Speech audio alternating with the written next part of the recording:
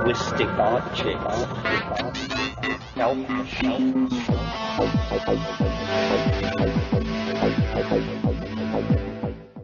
Greetings from Cyberdelic Space. This is Lorenzo, and I'm your host here in the Psychedelic Salon. And it sure is good to be back here with you again this week. I hope life is treating you well these days. Things are certainly looking up for Sasha Shulgin and for Gary Fisher, both of whom are recovering nicely from their respective surgeries. So all of your positive thoughts and well wishes are doing a good job. And speaking of well wishes, just yesterday we received a very generous donation from longtime saloner Louis G. And in addition to sending some money to help offset the expenses associated with these podcasts, Louis has also been participating in the ongoing comments on our psychedelicsalon.org blog. And just as I was about to begin recording today's podcast, I also received notification that we just received a donation from Garrett W. So Garrett and Louis, thank you ever so much for keeping these podcasts coming. Your donations mean a lot to me and to all of our fellow saloners, I'm sure. Well, we've got a lot to cover today, and so let's get to our first part of this podcast, which is a talk that Bruce Damer gave at the Mind States Conference held in Oaxaca, Mexico, a couple of years ago. This isn't a long presentation, but it builds up to some really interesting questions and ideas. However, Bruce begins this talk by telling a few stories about Terence McKenna that I think you'll also enjoy. But it's Bruce's idea that the universe may be like the victim of a head concussion and is slowly waking up and becoming aware of itself that really gets me to thinking about big picture ideas. And this is an example of what I call psychedelic thinking. It has nothing to do at all with the ingestion of sacred medicines, but it has everything to do with an expanded awareness of who and what we are. And when Bruce gets on a roll, at least for me, it's always a psychedelic or mind-manifesting experience to think about and expand on his ideas. But enough of my opinions. Let's just listen to Bruce now, and you can come to your own conclusions. What I'm going to do, this is going to take approximately 33 minutes. I timed it this morning. 33-minute journey where we're going to start with, and don't hold me to that, you can start throwing the cream pies 34 minutes. We're going to kind of do a journey starting with Terence McKenna.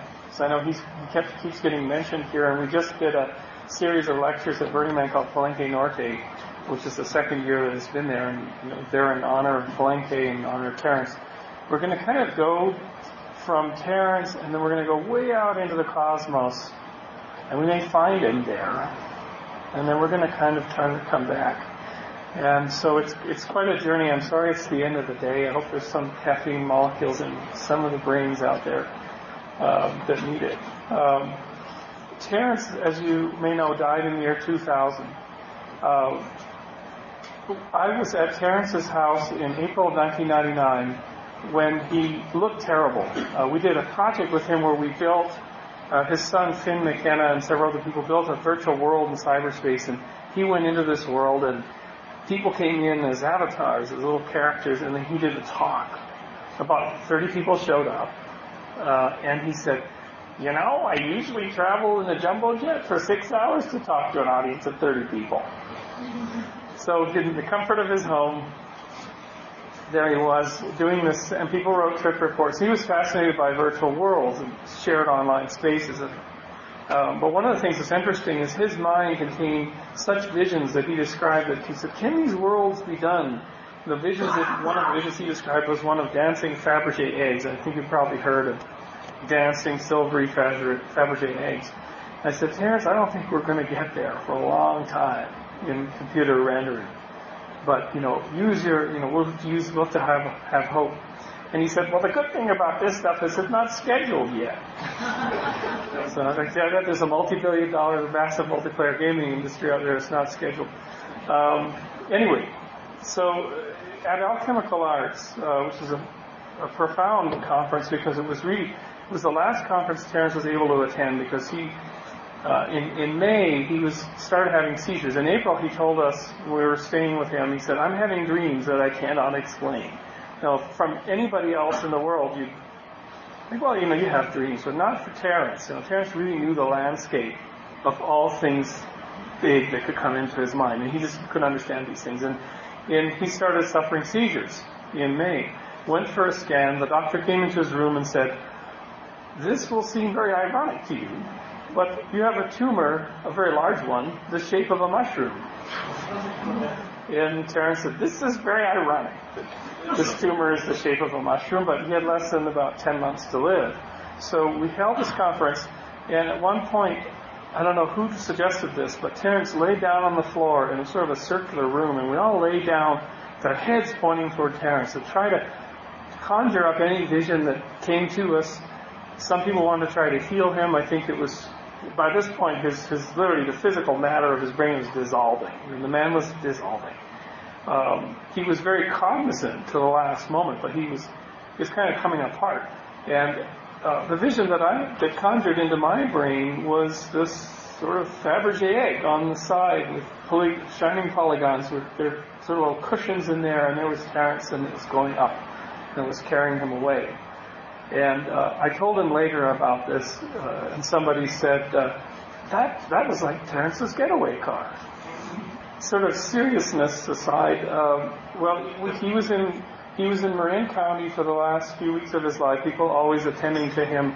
And then when he was really a couple of days from death, having trouble breathing, one of the things that came over him, suddenly he sat like a romantic poet in the four-poster bed. He sat bolt upright in bed. And he said, it's all about love. Now, you probably do this all the time, but understand, Terence was a serious forebrain case, head case. It was all, for him, it was all about words. Words, visions, and pictures, and, weaving words together. He was a bard of words.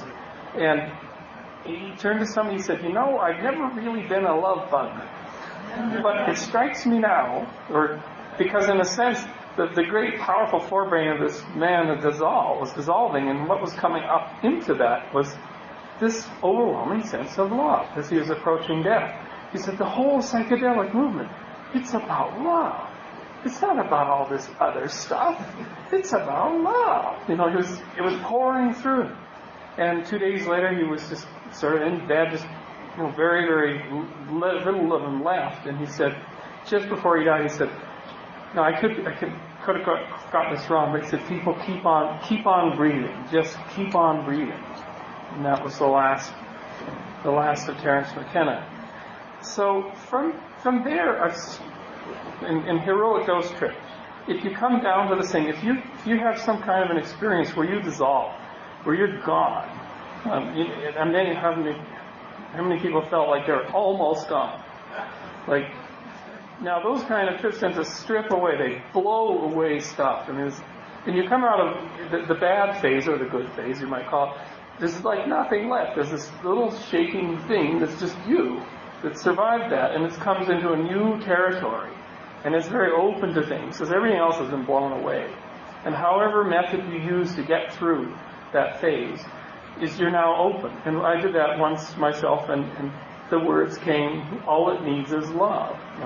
The Beatles have told us this, but the little being just wanted love. And so I started to think about the Fabergé eggs and love and things like that, and it struck me in the last few years that the overwhelming sense of powerful love is so big, it's almost bigger than a human being. It's bigger than you can make from inside.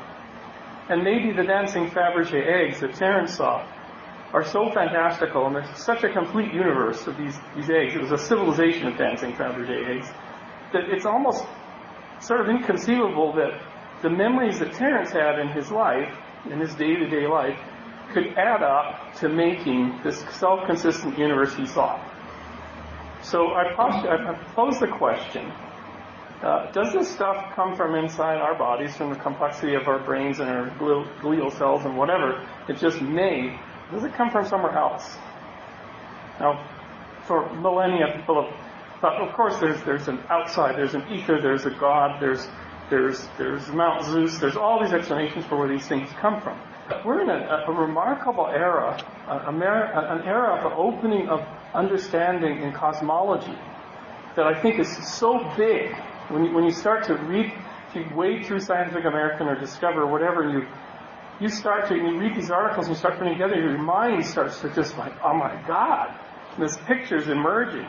And of course, everyone's working in their specialty, but if you read this stuff, it almost creates a sense of wonder. Every time you start reading, it's like, oh my God, it's almost a trip comes on, because the picture that's emerging of the whole universe and maybe how it began and maybe how it's going to end is dumbstrucking. And so what I want to do is to kind of try to give you a real short summary of that picture, because it is an awe-striking kind of a thing.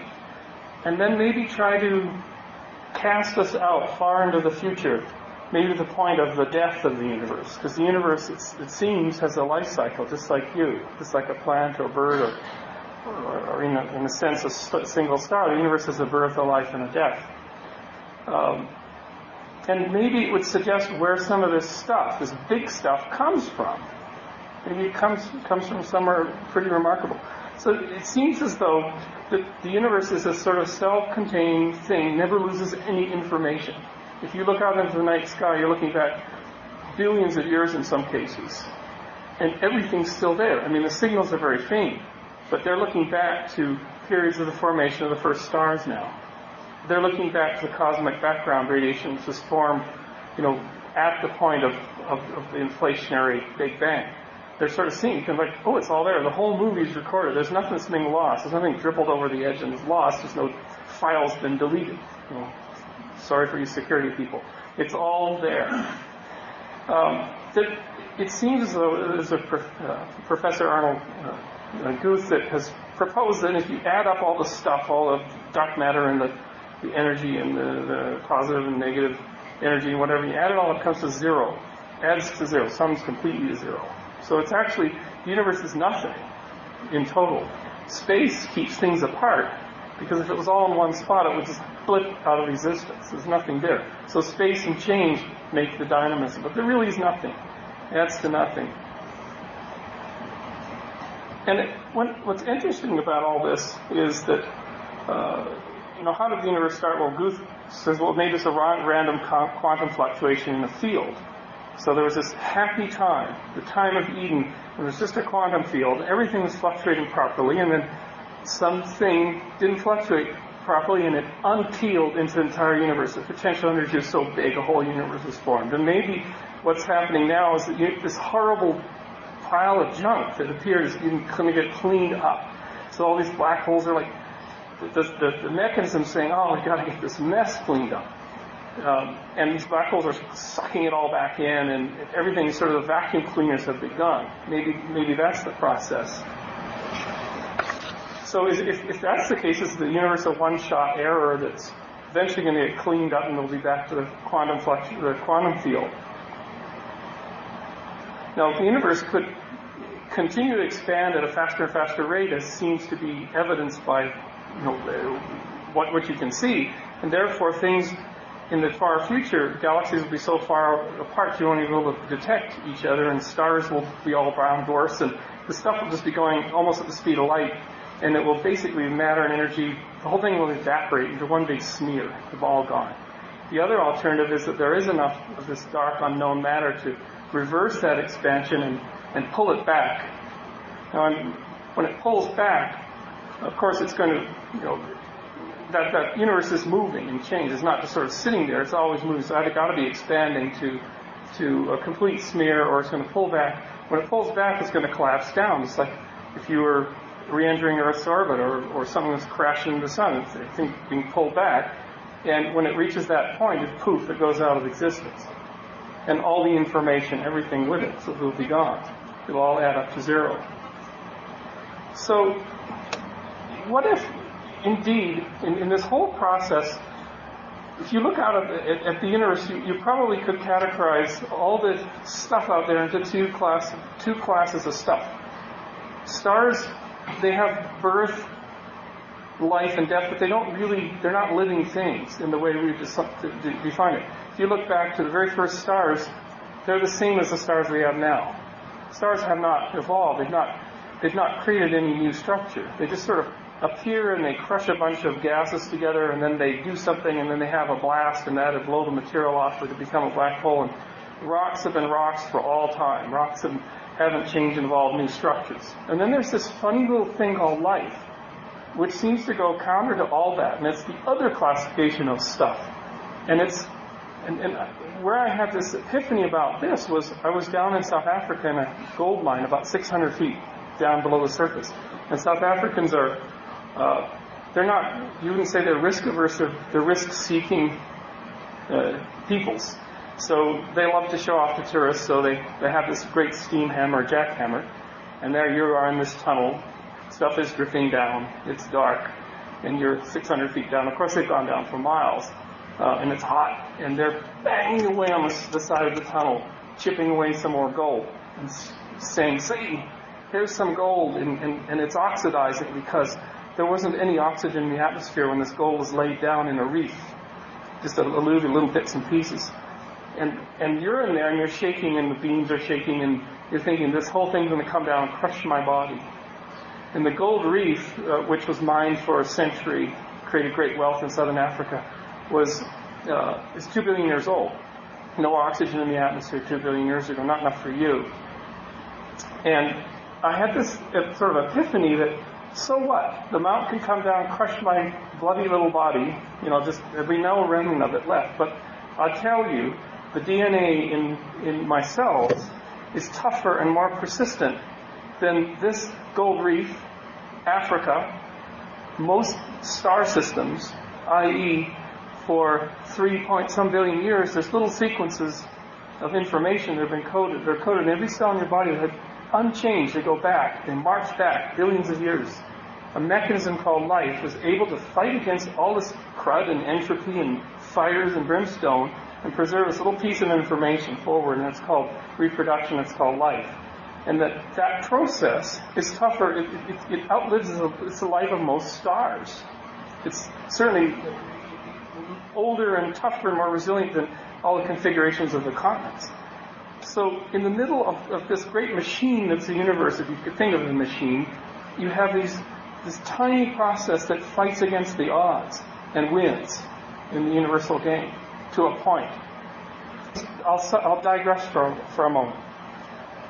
The whole thing is a digression. There's a fellow named Chris Lampton, and many of you may know him. He started the artificial life field research. He started that field because one day I think he fell out of a hang glider. He told me he was in a coma for 2 months. And this guy has broken almost every bone in his body. And before that, he likes to work with concrete, things like this. He built tree houses. And he told me that in the second month, as he started to come out of the coma, he started to sense his consciousness rebooting, coming back.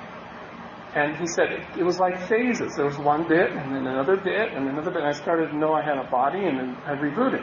And I realized my consciousness was built out of emergent bits that just came together and started talking to each other, and another one was talking, and I said to Chris, well, what was the thing that was watching and feeling yourself rebooting? Was it sort of outside of you? And it's a curious idea. But it led to the idea that what if the universe, as this great big mass of stuff, has managed to create little bits of life here and there? Some of them go beyond the bacterial level, become more complex. Some of them start to look out at the universe and become aware of it, and maybe even communicate with other chunks of life here and there. What if the universe, like Chris Lampton's brain, is gradually booting up an awareness of itself? Now, why would it do this? Why would it do this?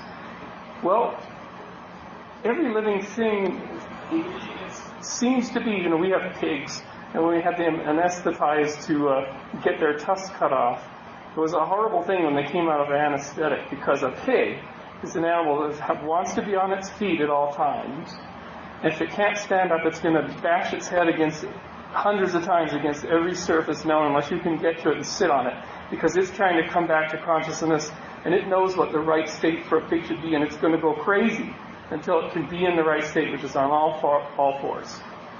And so watching the pig's emergent consciousness come back is a frightening thing. I mean, you want to run out of the pen. I mean, you're going to get killed.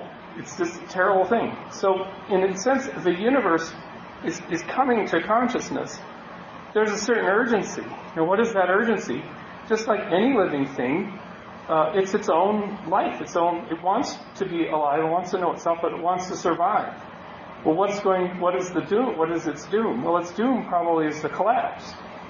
So, in a sense, is the universe trying to boot itself into consciousness before it collapses back down? Now, consider when you're a little blastule, when your egg has had the sperm and it's starting to duplicate and replicate, little ball forms of cells, and it gets to a certain size. And a researcher friend of mine has written a giant tome about observing sonic waves going back and forth across this embryo. And they're very complex, and they're studying them because, of course, the key question in the embryo is what starts cell differentiation? Why does the whole thing start turning into a cup, and then you get your gut on the inside and your outside on the outside? What restarts that? And it seems, he claims that there's complex sonic waves. Well, in the birth of the universe, up to a certain period, the universe was a gas, and massive sound waves were reverberating across the universe, and they were creating the structure of sheet walls of galaxies and everything you see. And you can see that structure from satellites launched recently, like WMAP.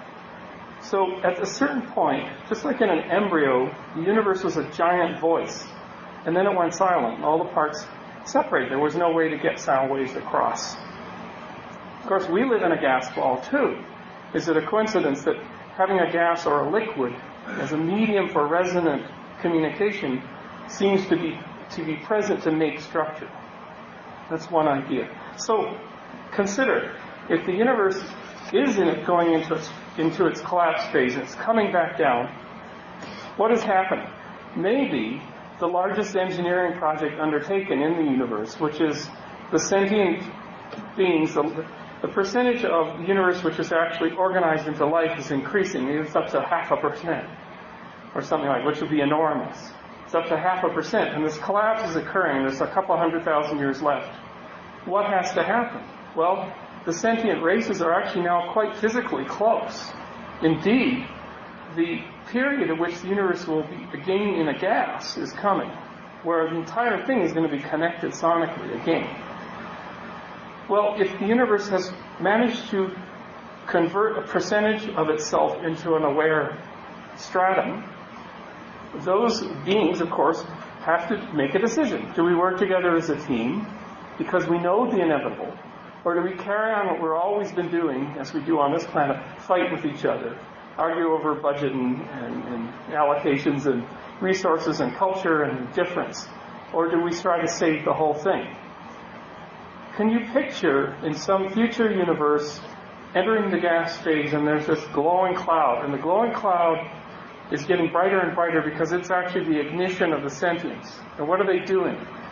To do the engineering job of saving the universe from final annihilation, they have to do something pretty unusual. They have to sacrifice themselves completely. All those civilizations, all that history, all those beings have to give themselves over and dissolve themselves, like Terence's brain dissolving, to create a single entity. A single entity that can live and exist long enough in this collapsing universe to figure it out. So, a baby is born. An ignition happens. The gas phase is there. There's enough there. And the whole universe is now a single conscious entity. Now, like any baby, if you've had kids, they all think they're the universe, right? At the beginning. They're everything. They're the center of everything. There's nothing else. There's no other demands. So there would be a period, indeed, where this universe is actually this tremendous creation of love, because the only way it could be created is in complete love. Anything else, anything short, would create something not whole enough to do this job. So this baby is created and born in love. The baby has many abilities. The baby must start feeding, like any baby. This baby feeds on knowledge. And where's the knowledge? It's totally contained within the quantum universe. The universe didn't lose anything. It's able to look back and look back at you sitting here, look back at everything and try to figure out where its family is. Where did it come from? And why is it here? Why is it created? And it has little time. And like any sentient species, things are left to the damn last minute. So the whole project was delivered at the last minute. So that the baby is figured out, ooh, I'm getting really comfortable because I'm getting smaller and smaller. And ooh, bad news. I'm about to be doomed. The great crime of all of this is the oneness was established that we all seek to be part of it, and it's about to be extinguished. The baby has to use every deductive power, it has to call back through time for every piece of support it can get to figure out how to save everything. Now, why would it save everything? Why wouldn't it just say, that's fine, it was a great life, let's just go? Well, it's the prerogative of life. It's going to make that decision to preserve the investment, to preserve the legacy, to go on, just have a future. So the baby works it out. The baby sees physics and sees how it can do this job. And what does it do? It starts to turn its body. It has all the resources at its beck and call. Every molecule, every wave of energy it can muster as this collapse occurs. It starts to turn almost like a dancer or a skater. Because it knows from having worked out everything that if it turns fast enough, it can kind of pull itself apart and pull the big blob, which is about to collapse, into two blobs. So a gigantic cell mitosis happens. Two blobs, two bits of what was once one being are now rotating like this. It's not the end of the story because those two pieces are so big that they're going to implode in violent way and destroy most of what was there. So those two pieces have to mitose, and again and again and again, until you have the safe level of the blastula that forms in every living being, including that made you. That ball forms, where each component can stand alone and can survive on its own. So where would the universe to? That's the second phase of the universe. What is it? It's now a colony. It's now a society. Complete consciousness. But it has lost the one thing that had always been dreamed of, which was total unity. It's now a community again. And now has to work with all those things that communities do, including aloneness for the individuals. So where that second phase, that second life of the universe, should it achieve it, who knows where it goes? Does it try to figure out how to make another quantum wiggle? It's hard to know. Now trying to bring this back to Earth a little bit. So, in a sense, one of the weird things about all this, the new work on string theory and other things, is you might think, well, that's a remote event. It's like the Great Quake. We won't think about it, and it's way out. Well, in some interpretations of string theory, we're kind of living along several string dimensions which resonate in a certain way, but there's so many dimensions that, in fact, all events that happened in the past and happen in the future are happening at once. What you're living in is a mesh. And it's kind of like a mesh that comes out, you see Big Bang, Big Crunch, or something like this. This is one of the pictures drawn. Then, in fact, you're inside the resonance of things that are happening at the same time. Everything's happening at once. So, in fact, the event of the formation of that being, and that being's looking back, is happening all the time. You're just getting little cracked visions of that, little gaps where that comes through every once in a while.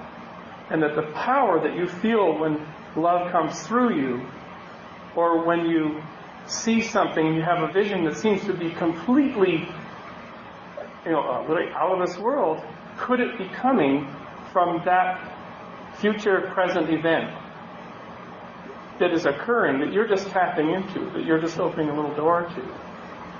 That's the question. Could that be where that is coming from? And are you part of that great project the universe is trying to do, which is to know itself and to then save itself, and the only way is through love? And would somebody like Jesus Christ have been a human being that just happened to be born with an open valve, or maybe Buddha or Muhammad, an open valve to that massive form out there, or in there, that is this universal love. And that as a human being, they didn't kind of shut it off. They didn't kind of do the shutdown and, oh, gee, that's too powerful, I'm scared about that. They just simply, they couldn't help themselves, it just came out, blasting out. And that's the way they live. They're tied into that all the time. It's a question. So in a sense, Terence having and we talked about autism, and we talked about shutting down parts of the brain to have other things emerge. As Terence's brain dissolved, literally physically dissolved, what came rushing up through him was this tremendously powerful feeling about love that he could barely communicate. And maybe Terence's leaving us allowed him to melt into that space, into that project, to join that project. So maybe that while he was here, like all people who create communication with a resonant voice or make music and create a resonant vibration with other humans through love, they're part of maybe that great project. And maybe Terence melted into that project, or was taken back into that project, because he did have, that did come to him in the end. The last point is kind of a strange one, is that why did the universe create human beings? This human brain, and we talk a lot about the brain, I've been told that there are more discrete pathways through the brain than there are countable particles in the universe down to the quantum level. So the numbers are very big, and this gray jelly mass that's been created into us. So the universe has actually created a machine or a mechanism that can contain something that's a substantial portion of the vision of the whole universe. And that maybe that's part of, from the single cell, that's part of the drive, is to create a machine that is able to be large enough that it can look out into the cosmos and start by bits and pieces and fits and starts to put together the whole picture. John Wheeler, the physicist and contemporary of Dick Feynman, says perhaps the universe is something that's created observers in order to then create the reality of itself. That the observation and the reality goes step by step, so that if you get observers emerging, more structure emerges in the universe at the same time. So maybe your brain, you've got two things going for you. Your brain is maybe big enough to get a rendering of a fraction of the universe, the whole thing, to accept, not burn out like Johnny Mnemonic, but accept visions and things that are large enough, sort of in a sense like a camera obscura. You can see the little fragments, and your brain's big enough to carry those fragments. They are very large. And the second thing is that you, through DNA and through the graciousness of our sun being so stable and not going through any dangerous parts of the galaxy for the last 4 billion years, your DNA have allowed you to go back 4 billion years and to journey around 65 times around the galaxy, etc., and that you've survived and been given this incredible legacy of stability to evolve to this point, so that you can be a camera obscura on something. And because you're here at this conference, what you're seeking is a connection with some greater thing. I mean, you take psychotropic to tap into that. Well, maybe you're part of a great project that is unfolding as we speak, and that you're citizens of. I know it's a wacky idea, but in a sense, after reading all this cosmology stuff, I kind of tend to want to believe that more than sort of traditional religious explanations. Because, my goodness, the people who looked at the night sky and followed leaders in white garb and whatnot didn't have this knowledge. And if they did, it blown their minds. They would have said, we'll create an even bigger vision for human spirituality if we had that knowledge. And some of them had that knowledge tacitly. Some of the indigenous peoples did have a more profound knowledge of where we are in the universe, and we give them credit for it. So, anyway, I hope that's, and I think Terence is out there. So if you want to reach him, I think you can reach him through love. at this point as his last message, and keep breathing. So thank you.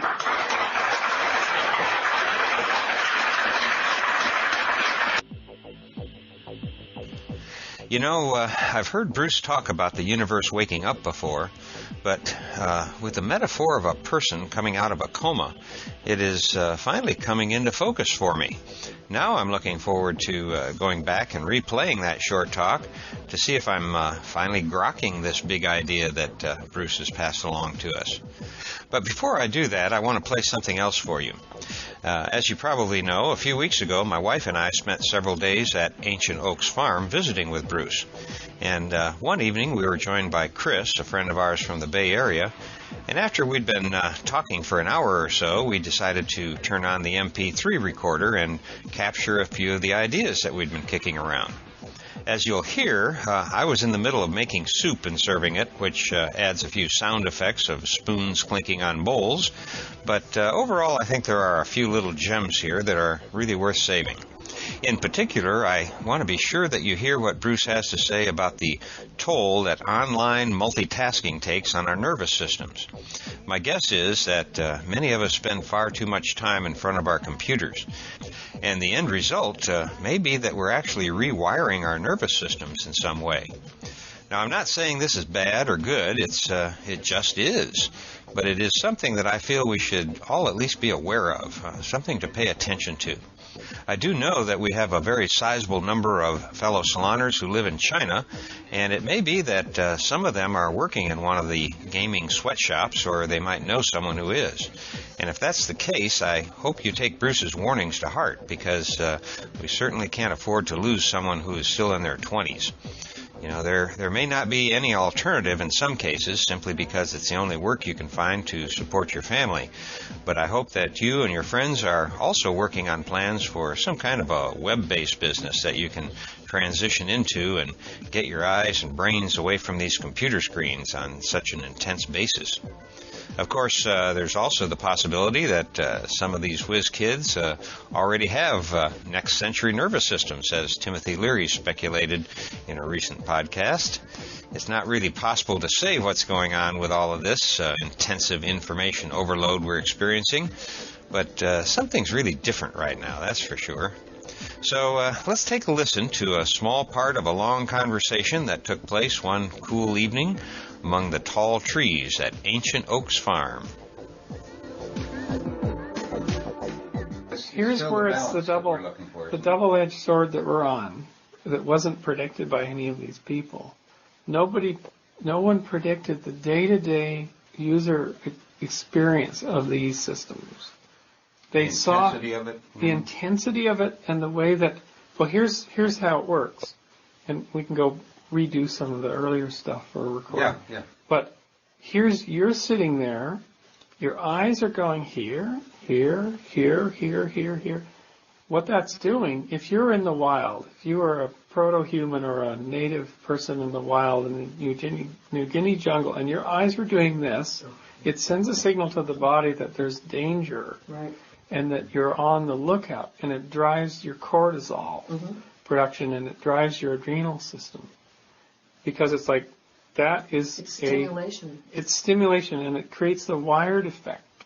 And so all these people who, like Stuart Brand or others, or Data Dan, would think of the abstract, wonderful thing of unifying a global village, Doug Engelbart's vision, they would think about that, but they did not understand the day-to-day that people who are running 10, 20, 16 hours a day in front of the screens doing that the change that it would make in them. Nobody understood that. No one predicted that.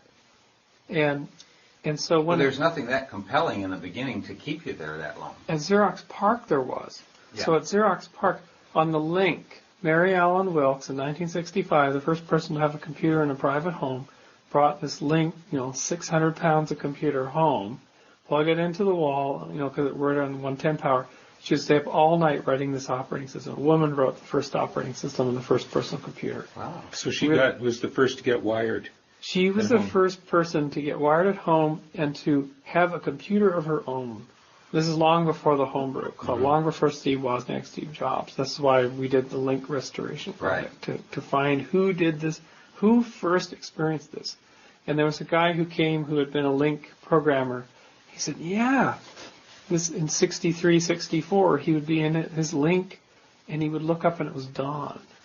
And he was like, but you know what? It was a great all-nighters coding, because the machine responded to you and the tapes moved and there's graphics and it was yours, and it was fast.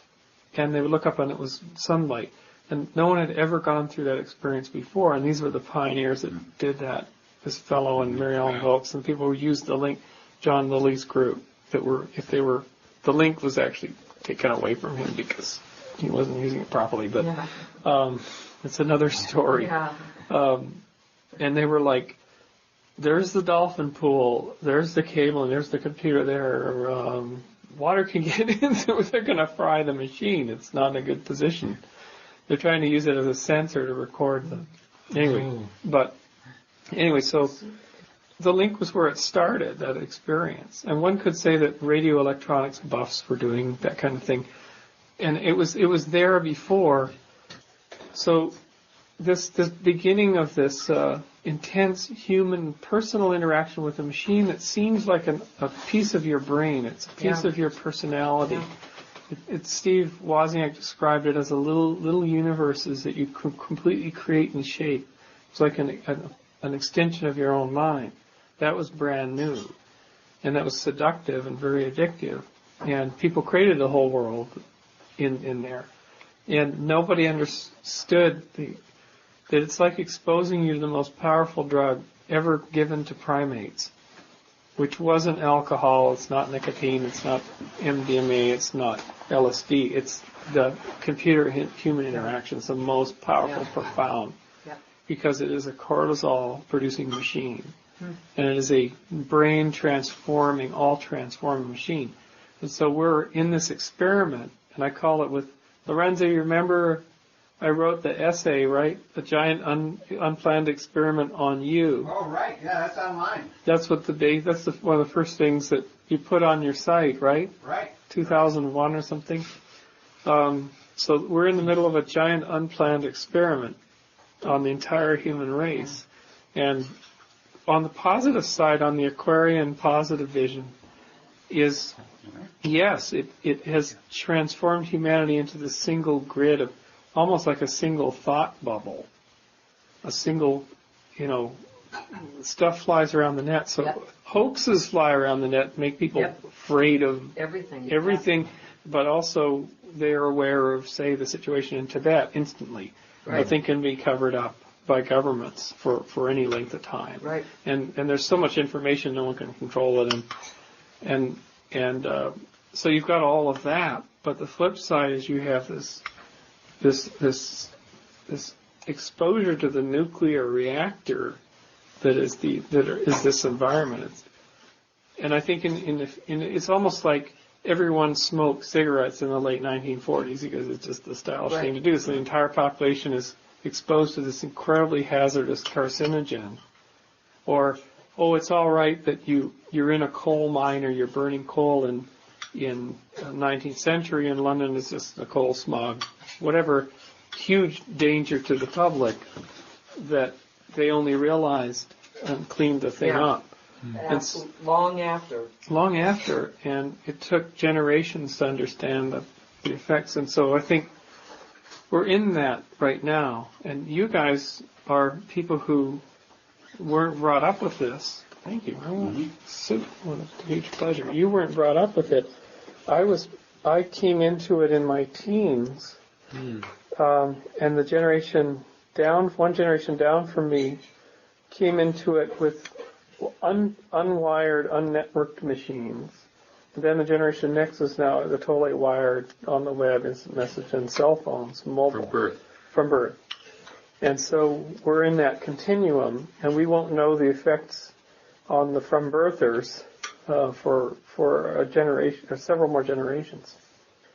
And I think that this is one of the themes that I like to talk about. And Leary and McKenna and whatnot had the upside. They talked about the upside. Yep. Yep. But didn't understand the cost. So any sufficiently powerful technology is indistinguishable from magic, but it's also has the double-edged sword of doing the greatest good and has the potential of doing enormous harm. And this one is going to do both. Most of our technologies have kind of gotten away Always, from us. You know, they always do. And this one we've rushed into so fast. Mm-hmm. And when you think of your lifestyle changes, I mean, the positive Aquarian benefit is I can be here on the farm and make a living and draw in income without having to drive over the hill, and I can bring a whole community together here in a beautiful rural setting and make it happen without having, a private fortune coming from an inherited parent or something like that. I can do it. I can draw in support, and I can draw in people and make everything happen. It's wonderful. But I think of the gold diggers in China. The gold diggers are these guys that work in these. Well, they're in sweatshops that are game-playing sweatshops. So if you are in World of Warcraft, I know who you mean. Yeah. You hire a gold digger in China to play the game up to a level to make your character become stronger.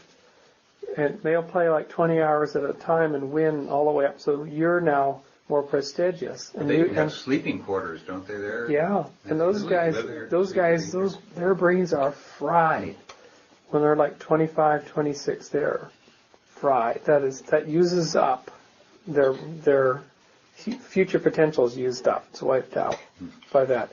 Just like currency traders are, by the time they're 26, 27 years old, they're not good anymore. They've used up their quota. And they were really good when they were 22, and they were trading $100 billion a day on the currency markets.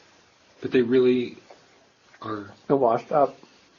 Doesn't last. Isn't that interesting? Their brains are fried. They're fried. Currency traders, gamers, they lose their edge before fighter pilots, athletes. Yep.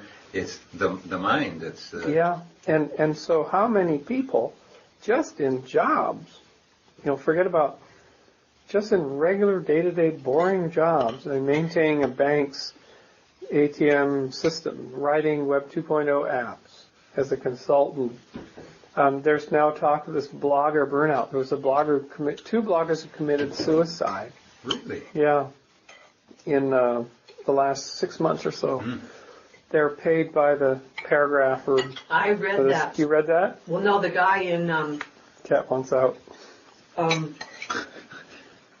told you. A fascinating story. I read it in Wired. The two guys that killed themselves in almost identical manners. And they had big online...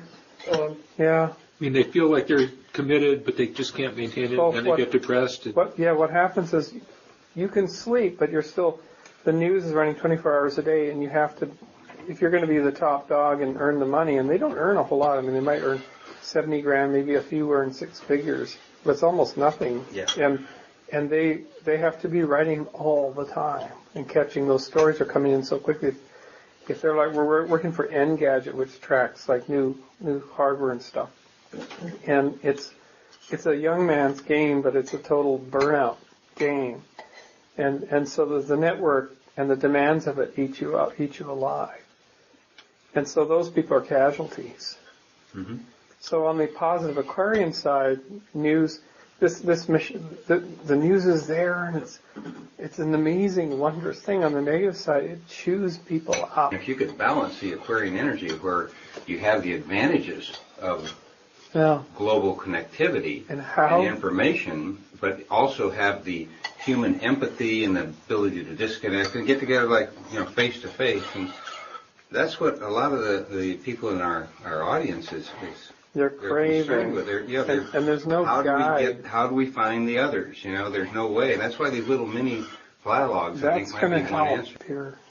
I don't really think I believe this, but it's a new thought that popped in that I need to chew on a little bit. Is I think a lot about why do our brains have these receptors that are perfectly matched with these psychedelic plants that are there. Mm-hmm. Now, what's the purpose? That's one topic. Another topic is what you've been talking about, is how we humans that are getting so wired are just getting out of balance. And perhaps there is some down the road match between a use for the psychedelics to get people back into that human thing. That's an idea, because certainly for me, when I've taken things, and I won't say what, I mean, it really has been like an acupuncture. Acupuncture can do it too. Mm-hmm. And recenter you. It's amazingly powerful if you're open to it. Mm-hmm. The Western kind of acupuncture. All these emotions flood out of you. Things flow in your body, and for the Rebbe it worked. Mm. So the Rebbe, I noticed all these bowl sounds are going to be on the. Oh, that's interesting. No, it's interesting because when you record in the future, sounds of eating. I don't know how it'll come out. But it's an interesting. One of the things that we're trying to encourage is people to sit around and have these conversations. Yeah. And we shouldn't be doing it in a sterile environment. That's true. Playing so the Rebbe, it works. He was on the table, had a full acupuncture treatment, and he felt, it was intense. And he this worked for me. It'll work for my community. So he ordered the members, the family members, and the this and that to go for treatment. So all these Hasidim, Orthodox Hasidim, were coming in on a regular basis so that they could come back down and become human again and everything. And now one of the things is there is no Rebbe for humankind. There's no Rebbe that's looking out over entire societies and saying, something's changing, it's a bad trend. I know it inside, and we don't have that kind of thing. So those Hasidim in Brooklyn are lucky. Mm-hmm.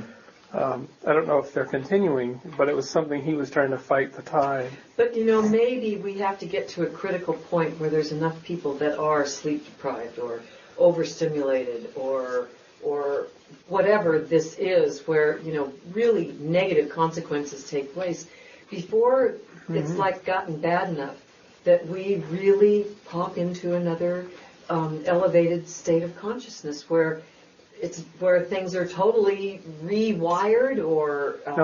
History supports your vision because we usually wait until. Well, that's the chaos thing, right? Now, there's a third way, and the third way is watching the young, highly energized burner attendee who's also wired, but is also incredibly tuned in to physical things and emotional things, and is completely powerful in all aspects. And those, they're amazing. Yeah. And they're maintaining a balance by simply being intensified in all the areas and doing all the things. But doing the sensing of the body intensely. Yeah, they are. They're jumping out of airplanes.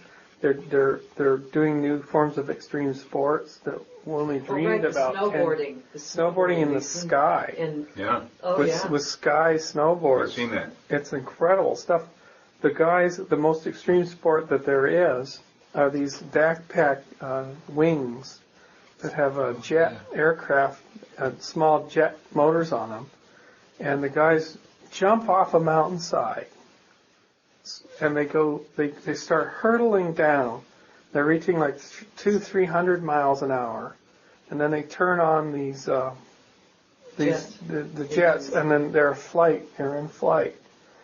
And there was one video on YouTube that you can see where this guy, he's trying to impress his friends. Over the bridge? Well, it's even worse. This guy he's 15 feet off of a cliff face where some of the other guys are next to a road high in the Alps, and he goes right past them at 300 miles an hour. So he's diving and aerodynamically controlling himself in free fall. It means people free falling 1,000 feet, 2,000 feet. With this pack on there. And the pack allows them some control on the way down, and then they turn on the jets, and then they're able to go up again. And these guys can land. They'll come up and they'll stall out and they'll step onto the ground. Wow. So just like a bird. Like a bird, yeah. They're a fixed wing aircraft. They're a single person fixed wing aircraft with high thrust, and they're able to manipulate. And these guys are 21, 22 years old, and their mental powers are unbelievable. I mean, I would be dead. I would just jump off and die immediately. So you can imagine the adrenaline rush. they're going through exceeds any possible adrenaline rush that they're getting by being online.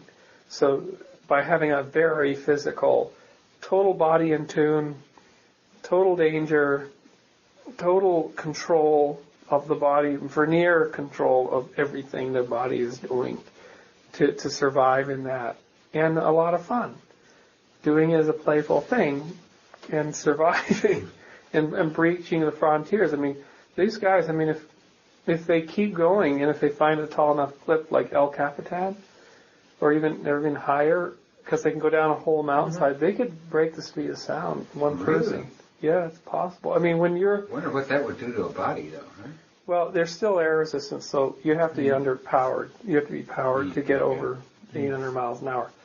But, yeah, nobody knows, but maybe within 2 decades somebody will attempt a sound barrier. The old Indy racers, nobody thought they could live if they hit 100 miles an hour, you know? Right. And no one thought Chuck Yeager could survive on the Bell X1, and then of course the Thrust 2, which was at Black Rock that broke the sound barrier on the Black Rock Desert right at Burning Man. They were like, the vehicle's going to disintegrate if it breaks the sound barrier at ground level. Nobody knew what would happen. And the pilot lived.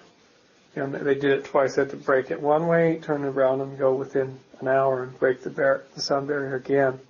And then they went in for beers at the Black Rock Cafe in Gerlach. Oh, did they? Yeah. He rode his motorcycle into the cafe, and she had the cold beer for him. Because they heard the boom in Gerlach, and then they heard the second boom, and they know that they had done it. That was in 97. That was the year that there were rain at Burning Man. Oh, we had some friends here then, yeah. Yeah, and Burning Man mud year. And then the rain continued. And so when these teams arrived to that very spot, the playa was covered with water. And they were like, we're running out of money. We're sitting around waiting for this playa to dry out. And it dried out just enough that they could do it. And the British team was able to achieve it. And probably it was a little bit easier on the wheels because it wasn't it wasn't a fluffy playa. It was a hard playa because it was just dried out. Might have helped them. But that was, and so, I don't know how we got on that topic, but... Well, the adrenaline rush. And certainly... balance, and for people like that, I mean, you meet astronauts, you meet people who go into this extreme in mental, physical control, adrenaline and whatnot. They're pretty calm cookies. They're not as rattled, I think, by us mere mortals that get into computers and we get like overwhelmed by the experience and it becomes our whole lives. They know where the rubber met the road, and they know also how to cut off. They can turn on and turn off. They have power over themselves that we don't have. Like when I meet space station astronauts or shuttle astronauts, you sense a whole different personality there. You know, military test pilot or any kind of pilot. There's a calm, there's a controlled aspect. Sometimes it's too much because you can't get into some of them. But remember at Johnson Space Center, I was in the elevator with this Russian cosmonaut. And man, I was like, that's a super being. That is a super being. She's a mother. She's a cosmonaut, has been in space multiple times. She's totally in self-control. She's also totally emotionally attuned and observant. And I just like almost crinkled up because I thought, I'm this like little raisin of crinkled imperfection compared to a person who has that amount of training and awareness. And you know. And is she enlightened? It's hard to say. She might have the whole spiritual side. I don't know. You didn't get to interact with her. I said hello, and that was it. But I sensed all like, this is one of those beings. But that could be a projection of yours too. That's what you see in somebody who's accomplished that. You know. I think of myself as fairly messy and sloppy, and when you see people like that, does that mean that they're really super beings, and are they happier than the rest of us? Are they more attuned to life and everything than the rest of us? Are they emotionally available? From her, I felt that it was some of the astronauts maybe not, but most of them are, because their work is intensely social. You know, you've got a commander so that's the balance part of it. Yeah, they're the intense. Adrenaline. The training, it's all crews. It's all So team. Leadership, teams on the ground, hundreds of people supporting you. You're there by the grace of those people on the ground. They're your family. So that's the balancing, not the getting more and more adrenaline than you get online. The adrenaline, they have been born with probably this ability to manage their adrenaline rushes and make them a survival mechanism rather than a go crazy and freak out mechanism. I mean, it's like why did they pick Neil Armstrong to step on the moon? They picked him based on one thing that happened in Gemini 6 or Gemini 7. The two guys in Gemini, they docked with this thing called the Agena, which is just an upper stage. Had a little bit of fuel on it. So they're practicing docking in orbit. And suddenly, they're starting to tumble. And what Neil did, I mean, this is a classic test pilot. He's like, nobody in the ground can help you. You're starting to tumble. It's going faster. You're doing 30 RPM. I mean, try being in a tin can at 30 RPM, 60 RPM, right? Most people who've given up and said, I'm going to die, and would black out. This guy is trying all the switches, one after the other, reasoning, and turning. He literally was like, turn off all the thrusters on the Gemini. Didn't make any difference. Turned on another, he figured, well, maybe there's a thruster still going in Gemini, it's not telling me. Turned on thrusters to try to counteract it. Didn't make a difference. Reason that it was thrusters on the Agena. They were he couldn't control those thrusters. Now he had to figure, it's the Agena that's tumbling us. I have to turn on all the freaking thrusters and try to counteract the entire Agena. So this is second by second by second. He's figuring this out, switching, and the ground is like, what is going on? You know, their heart monitors are gone crazy because. Right, yeah, because they're scared. And he got it controlled. He got it so that the tumble was not uncontrolled. And then they did an emergency undock from the Agena and said goodbye. And now they're out of fuel. Yeah. So it's now, okay, we got to use now they're in emergency, but they've got to use the rest of the fuel to re-enter. And so on that criteria alone, Neil Armstrong was picked. Because it was like, this guy, in the pinch, in the most extreme things, he maintained his cool and he used reason and he saved that mission. They would have been also dead. The pilot of that test lander that went out of control? Well, his landings on all his test flights, he would tend to use up tons of fuel and everything. But I'll tell you, I heard the true story of the Apollo 11. So Apollo 11, they were down to 20 seconds of fuel. So what you heard after Houston, or like Tranquility, engine cutoff, you heard that, and Tranquility, Houston, Tranquility Base, or what the Eagles have landed. Everybody in Houston's proud because of where Houston uttered. First word. Yeah, and but what the response was from Houston. You remember it? No. Something we're all about to turn blue here. Oh yeah. Because they're holding their breath because the fuel was just down to no fuel.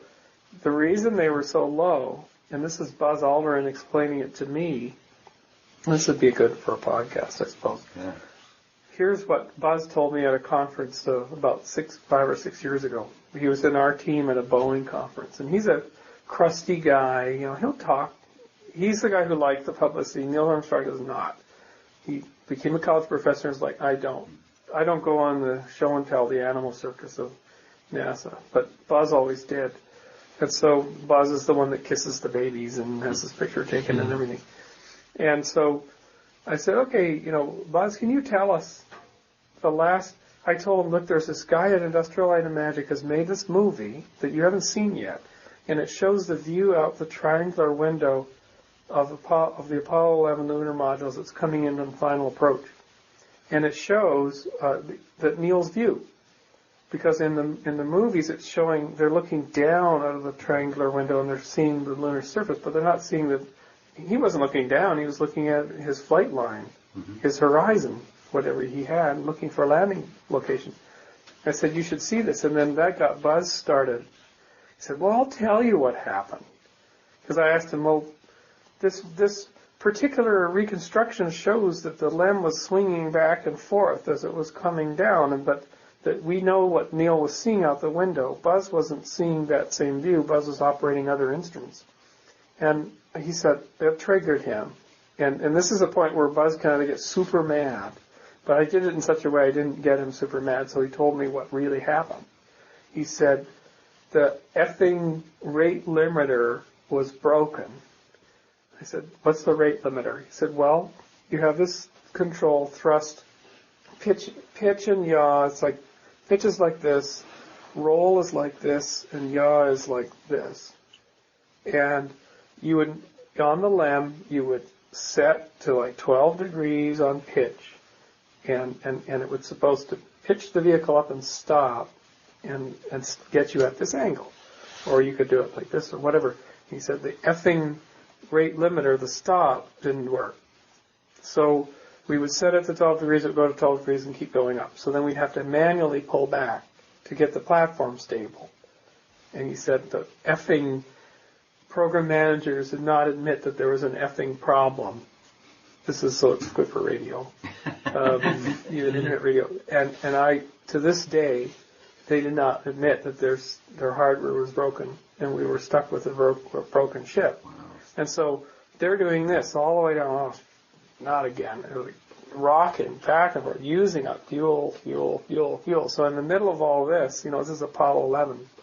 This whole world's watching this, right? So in the middle of this, Neil sees a landing spot. He sees a bright patch of lunar ground, only it happens to be on the other side of this substantial crater that was later named West Crater, which they walked out to. And so he's aiming for that spot, and that's what John Knoll's movie shows. He was aiming for that spot, and this was not in the history books. And so they're coming up to West Crater, and they're swinging around like a crazy, like a bedstead, flying bedstead, which was the name of the trainer test thing. And what Buzz said is we couldn't land any sooner than the spot Neil picked, because if we tried to land before West Crater with an unstable platform, and you're coming along, and you have to pitch up to land and then drop yourself down to get that whole effect. And any test pilot will tell you, you do not lose sight of a hazard. It's the last thing you want to do. If you have a hazard, you don't do something to lose sight of that hazard, and that crater was a hazard. So we had no choice. We had to aim for that thing, so we're going all the way over it, all the way like this, and then we finally pitched up. They had to do that to keep in sight of the... To keep stable. And then finally we pitch up and we go down, and they landed pretty hard. And they crumpled up the crumple zones, bang, like that, but they came down with a thump. And so what Buzz was explaining was the whole mythology that Neil was some flyboy and he didn't mind using up all his fuel was bullshit. Oh, yeah. It was bullshit. Our equipment wasn't working. We did what we were supposed to do, and we knew where we were going to go. And so that's not something that's in the history books. Well, about 15 minutes later, we were having a wrap-up of our meeting, and the Boeing people, including Buzz Aldrin's son, Andy Aldrin, was part of this whole thing. And Buzz is sitting on his chair, and this is a guy who invented orbital docking mechanics. He invented all the math in the 1950s when he was a graduate student. He did all the formulas to show how to rendezvous and dock in orbit. What do you do?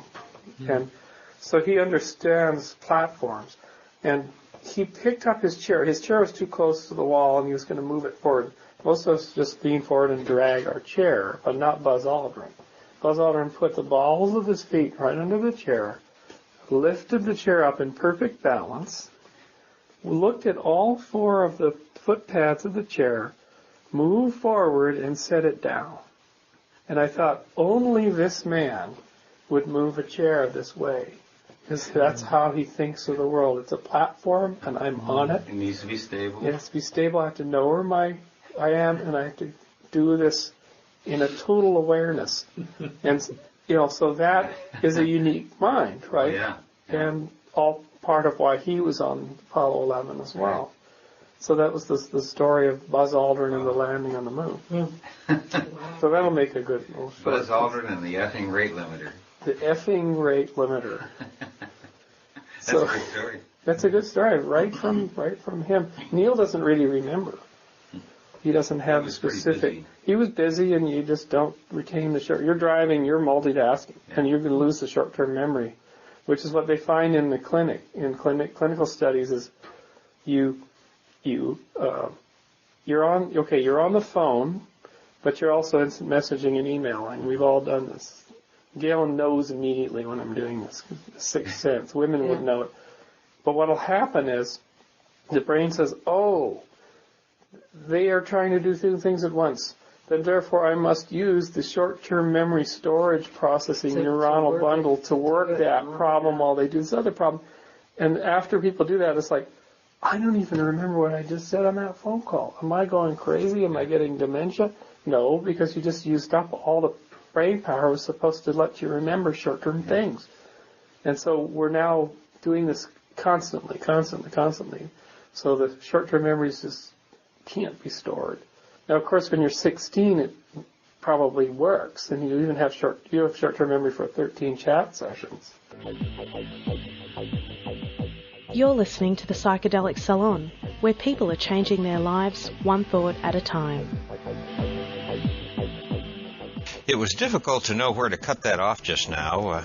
The total conversation lasted for 3 or 4 hours, and as you just heard, it covered a really wide range of topics. But I wanted to be sure that you heard the stories about the first moon landing. This may not be the first public telling of that story, but it's the first time I've heard it, and I hope that you enjoyed that little bit of historical trivia as much as I did. One of the things that Bruce mentioned just now was an essay he wrote in April of 2004 that he titled A Gigantic Unplanned Experiment on You. And I'll put a link to that essay along with the program notes for today's podcast, which you can find at psychedelicsalon.org. But that essay sets out in very specific detail some of the effects our online addictions are costing us. Let me just read the first paragraph and see if any of this hits home. And I'm quoting here. You sit in front of your computer 8, 10, 12 hours a day. Your eyes dart about the screen to emails, instant messages, web pages, flashing banners, tasks. Then your machine crashes and you have to reboot. You find yourself attuned to every incoming note, your emotions compressed into the spaces between nanobursts of instant gratification or frustration. Your consciousness unites in lockstep with the machine's processes. Then you scroll down a long list and your eyes blur for a moment. Overload. You get up and walk around, but your mind is still spinning. You can't look anyone in the eye, but luckily, everyone else is in their cube. You grab a cup of coffee and sit back down with it. Now you are back in sync. Emails come and you bat them right back with succinct replies. You feel that queue diminishing somewhat. You feel mastery over the stack. You are wired. You hold your breath. Too much going on to breathe. Too much to miss if you take your attention away. You start to feel a bit dizzy and lean back. Breath returns. You feel a little buzz, but now there's also a low-level sense of unease in your body. I'd like to go on and read the rest of that essay for you right now, but I'll let you do that on your own. We can joke about multitasking and information overload, but these are actually serious issues that each of us should probably give a little consideration to. Near the end of Bruce's essay, he says, "It may be that telling the stories of the casualties of this experiment is the best way to report its results to us. These people are our society's canaries in the mine. They are all around us, and you know some of them." Which brings me to an announcement about how, eventually, you may be able to have your own conversation with Bruce and his wife, Galen Brandt. Here's what's going to take place. Bruce and Galen are embarking on a multi-year world tour where they're going to be meeting with small groups of people and harvesting ideas for what it's going to take to build conscious communities. And that's their theme, conscious communities, creating heartfelt, face-to-face communities in the 21st century. I'm going to read for you a couple paragraphs from a little blurb that was sent out to some of the people who are participating in one of these gatherings that Bruce and Galen are putting together. And what we said in that email is, the 60s, tune in, drop out, and back to the land movements were a response to that era's technological onrush. Those times seem quaint in comparison with today. We live in an era where real face-to-face interaction is increasingly rare and comes at a premium. Our lives and our minds are sliced and diced by ever-increasing waves of technological stimuli. Our working, driving, and living environments are increasingly slick and shiny with tech, but decidedly denatured. Our kids and grandkids are wired to the hilt and growing up with different brain development than we could ever have conceived or relate to. What are the consequences of this totally unique situation? Is humanity marching to an ever greater future, or will we experience a wholesale loss of emotional and empathetic lives? Will we need increasingly extreme experiences like Burning Man to reboot back into balance? Or can we conceive of new forms of in-person community in the 21st century that can return us back to the land of face-to-face, but keep us relevant and connected to the world? Can the internet be used as a powerful lever to bring into being meaningful gatherings in heartfelt and beautiful spaces? Can we convert the place in which we live into such spaces? Now, if you'd like Bruce and Galen to visit your area and kickstart your own Plylog salon, well, there may be a way. As you will find if you go to Bruce's website, Damer, D-A-M-E-R, Damer.com, he is a very much requested futurist speaker. And so the plan is that whenever possible, after one of his regular speaking gigs, Bruce, and in most cases Galen as well, will be able to get together with some of the organizers of that event and their friends and hold a local Plylog salon that hopefully will continue on a monthly basis after that. As you can see, this is an experiment that may or may not get some traction, but if it does, I think we may be able to record and podcast some of your local salon conversations in an attempt to link together more and more of our fellow saloners in face-to-face meetings.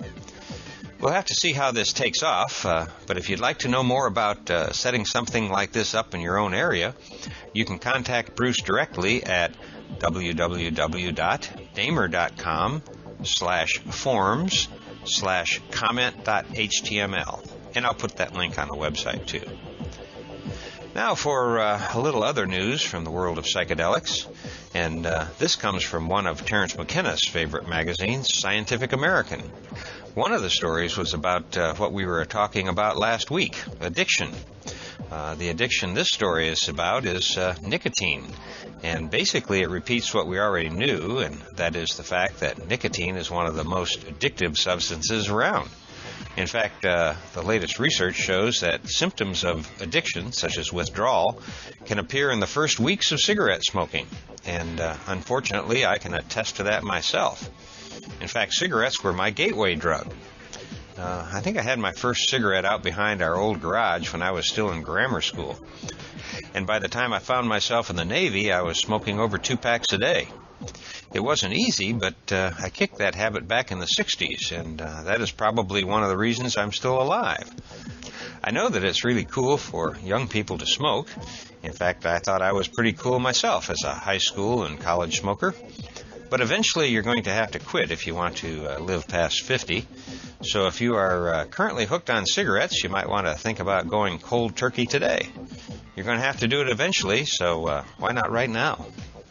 But it wasn't the addiction article that caught my eye in the May 2008 issue.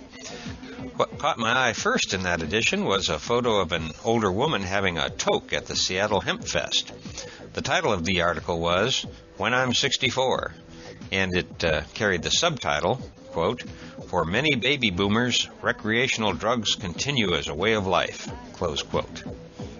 Well, duh. Of course, the article assumes the only kind of drug use possible is recreational. And I'm all for that, by the way.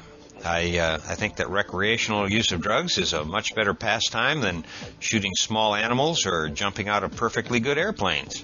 However, as we all know, there's a lot more to these sacred medicines than just dancing all night. But the article is also a fun read. It has some really great lines in it like, "Grandma and Grandpa are passing the time in their rockers and passing a joint back and forth as they recall their youthful marijuana-smoking days in Haight-Ashbury." Well, I fit the demographic, but I don't own a rocking chair, and I didn't even try cannabis until I was 42 years old. What is kind of funny about this article is the fact that the authorities, whomever they are, were shocked by the fact that people didn't quit using these substances when they got older. That kind of thinking is like saying only young people enjoy orgasms, I guess. Then there are some other funny lines in the article, too, like when the author says, "Intriguingly, the so-called cannabinoid system, which mediates the effects of marijuana in the brain, reduces addictive behavior in aging mice that have been genetically altered to crave alcohol." But then more or less the article dismisses this important bit of information and goes on to express surprise that the elderly abuse drugs.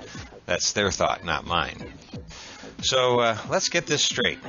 The scientific establishment sees smoking cannabis as drug abuse, but using alcohol as normal.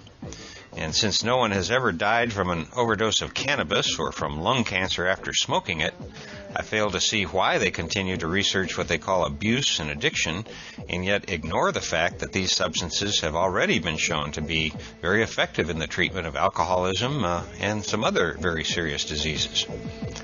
Another sad story from the drug war was in the local news just this morning. It seems that after 1 year of undercover operations, over 100 students at San Diego State University were arrested and their lives effectively destroyed in what was billed as a major drug bust.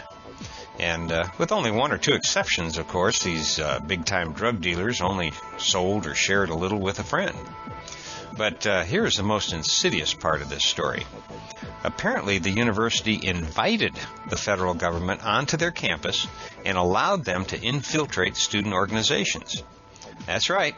For a year or so, many of the student organizations had DEA agents working undercover in their meetings. Now, how sick is that? I don't know if the DEA snakes are still crawling around the campus at San Diego State, but I do know that it's going to be almost impossible to have any discussion about drugs on that campus without having to worry about who might be listening. I wonder how many other hundreds of students there are now in government computers who are labeled as being people sympathetic to ending the war on drugs. It looks like you can forget free speech at SD State because Big Brother has infiltrated your dorms and clubs. What a sad commentary this is on American culture. Here we are in the 21st century, and yet we find ourselves living in a culture that prohibits the use of naturally growing plants, but which approves putting all kinds of chemicals into our food supply.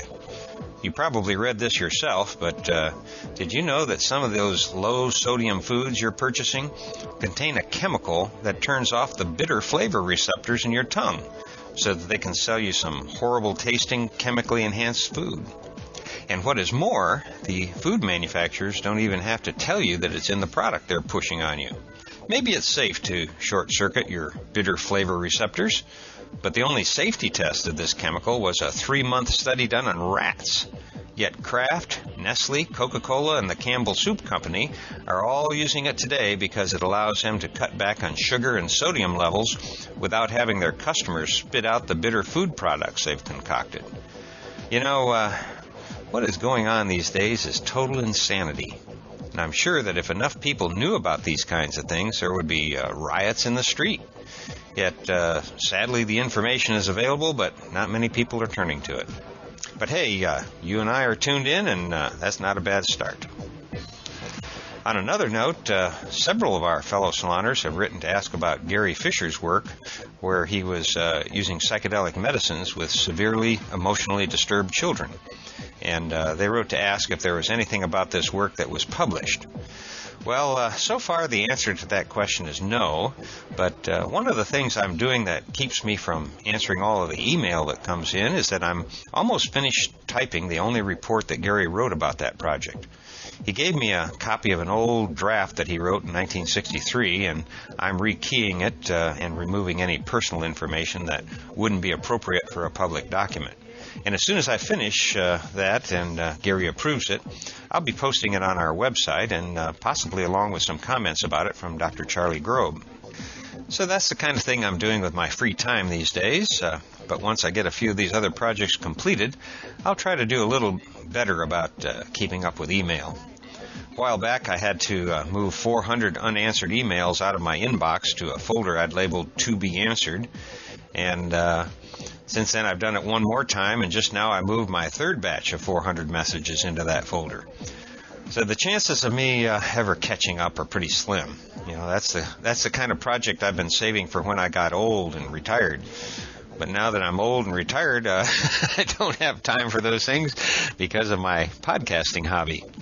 It's a great problem to have, don't you think? Anyway, I still wish I could keep up with all of the email, and I particularly feel bad about not sending thank yous for the donations and CDs and artwork and DVDs that some of our fellow saloners have sent. It's really amazing to get all these things, and I do set aside the time to watch or listen to them, and believe me, I deeply appreciate your thoughts and gifts. Hopefully you'll understand that I do appreciate you guys and everything you do for me, but I just can't get back to each one of you personally. Well, I guess that's about it for today, and as always, I want to close by saying that this and all of the podcasts from the Psychedelic Salon are available under the Creative Commons Attribution Non-Commercial Share-alike 3.0 license. And if you have any questions about that, just click the Creative Commons link at the bottom of the Psychedelic Salon webpage, which you can find at psychedelicsalon.org. And that's also where you'll find the program notes for this podcast. And for now, this is Lorenzo signing off from Cyberdelic Space. Be well, my friends.